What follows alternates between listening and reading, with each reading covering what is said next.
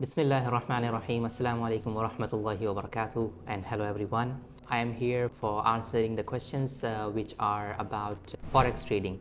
First of all, we have to understand that Islam, Sharia has given us some guidelines for currency exchange, that how we can do the exchange of currency where the subject matter and the price both are in the form of currencies. So there is a hadith of Prophet Muhammad sallallahu alaihi wasallam. It says as al-dhahabu bil-dhahabi, wal-fidghatu bil-fidghati, wal-burru bil-burri, wal-sha'iru bil-sha'iri, wal-tamru bil-tamri, wal-milhu bil-milhi, mithlan bi-mithlin, yadan bi-yadin. Faman zada aw istada faqad arba al-akhidhu wal-mu'ti fihi sawa. Sahih Muslim, hadith number 1584. So in this hadith, there is a guideline that how currencies should be exchanged.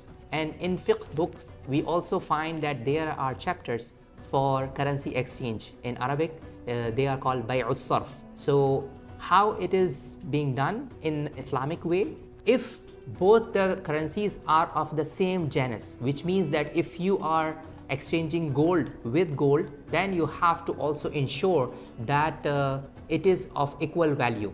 For example, on one side, if there is 10 gram of gold, then on the other side, there has to be 10 gram of gold also. So you cannot exchange 10 gram of gold with 11 gram of gold or 9 gram of gold. So it has to be equal in the quantity.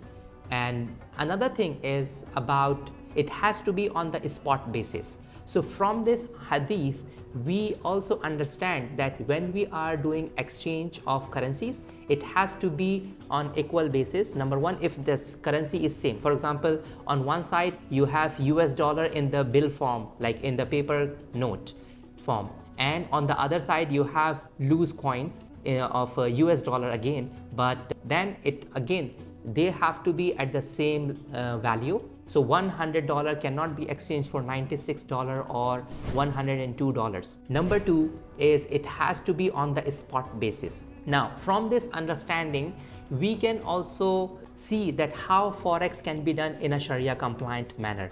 So in the Sharia compliant manner, when you are doing forex trading, for example, then first of all, it has to be on the spot basis. Now, I know that when we are doing forex trading, the genus is not same. For example, you do not trade US dollar with US dollar anyway.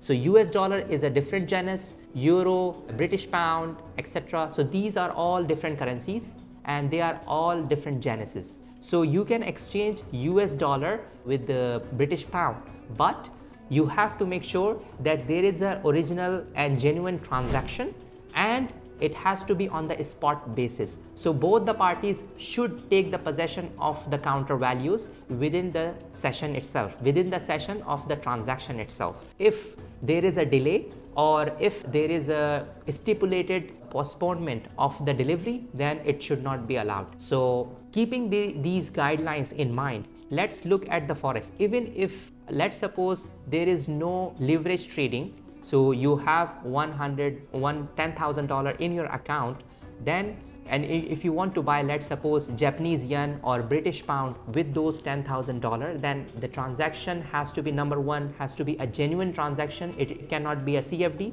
one. And also it cannot be just an accounting entry. So you need to understand that what is just simple accounting entry in the software itself is because sometimes companies offer the trading pairs to the forex trader without having the currency in their accounts or in their vaults. So if they don't have the accounts or vaults of that particular currency, they cannot offer the pair of that particular currency. So if a company only has US dollar account and does not have any British pound account, they cannot offer a pair of US dollar and British pound, because if it is not there, then there will be no genuine transaction over there taking place, number one. And it cannot be, if there is no transaction, then of course, like, you cannot do it on the spot basis anyway. So because of that, we have to say that first of all, there has to be a genuine transaction where transfer of ownership should take place. Number two is it has to be on the spot basis. Only then you can do forex trading. I hope that my answer explains the problem. And if you have more question, then please you may ask.